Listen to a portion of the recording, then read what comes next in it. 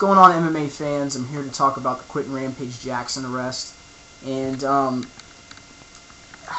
this really sucks. I'm just gonna let everyone know if you haven't heard this story, and of course what I'll do is I'll link this article that I'm gonna read off of Sherdog onto my page, which will be over on this side, so you can go check it out if you haven't read about it yet. But Quinton Jackson, of course, arrested on Tuesday, which was the 15th. Let me just make sure that that's right. Correct, yesterday, on hit and run, reckless driving, and felony evading charges from the police in Costa Mesa in the Newport Beach area.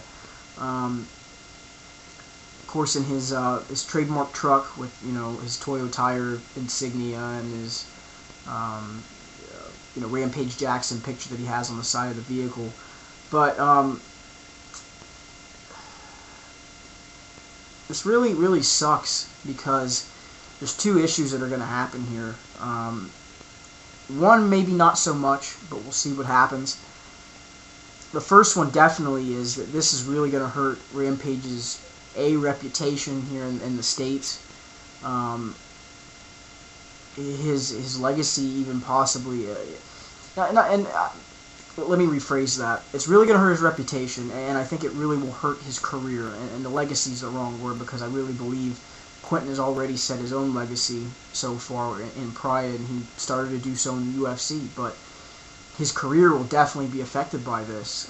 In what way? Who knows? Is he going to be facing jail time? Probably not. Who knows? Since most of this stuff, we don't know what other stuff he has on his record. But I think for the most part, a lot of this stuff is first-time offense. At the worst, he might get community service. But what is that going to do as far as what he's done? The image that has been his image, and really standing out there publicity-wise for the UFC, really tainting the UFC in that way by his actions. It's really going to be tough to see what the UFC does in response to this. If they come out saying, "We're sorry, Rampage,"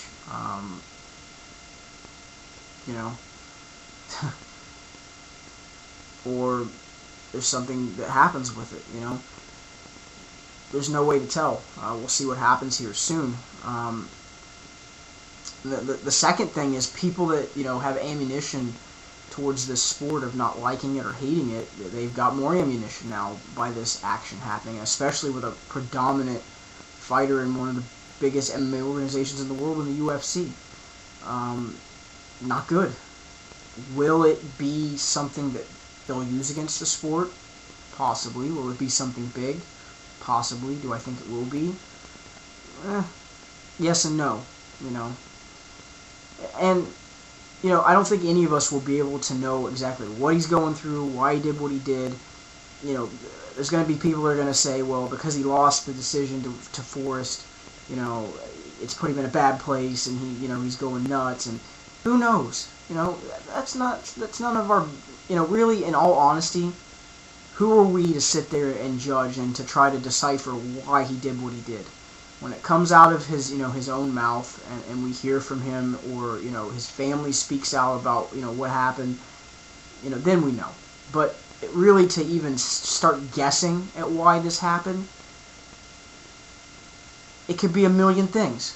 It could have been because of that, or it could have been something else that has nothing to do with what already happened. He could have won the championship against Forrest and this happened. Who knows? Who knows? We don't know. So to jump to conclusions, I think it's way too soon to do that. And in some regards, of some things that some people have said, and I've read in other places, it's just some of the things that have been said about him as far as losing and racial slurs and other stuff, just disrespectful. Totally disrespectful.